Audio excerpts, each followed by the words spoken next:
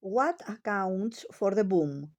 In part, it continues a long running phenomenon.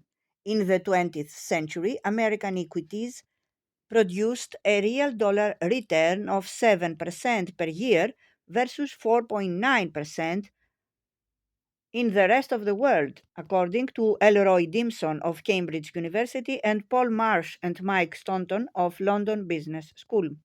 That gap may sound small, but such is the power of compound interest that an investor in only American stocks would have ended the century more than 7 times richer than an investor only in stocks elsewhere.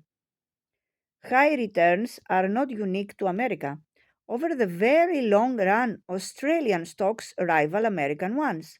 Some small countries with a few very big companies, such as Denmark, home of the drug maker Novo Nordisk, can boast a higher ratio of stock market capitalization to GDP. What makes America's stock market unique is its combination of enormous size and high returns. Still more striking, its return advantage over the rest of the world has grown over time. There are two ways for a stock market to outperform its rivals, setting aside ephemeral ups and downs. And America's stock market is no more volatile than those of other major economies. One source of high returns is if the companies comprising the market make more profits. The other is for investors to value those profits more highly.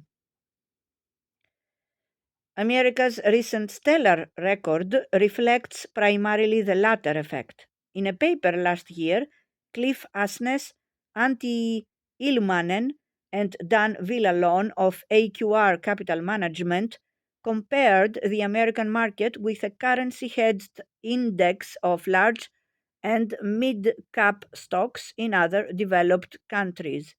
They found that once the effect of rising valuation multiples was stripped out, America's outperformance fell by nearly three quarters and became statistically insignificant. Today, America's valuations are unmatched. The US market trades at 24 times forward earnings, compared with 14 in Europe and 22 in Japan.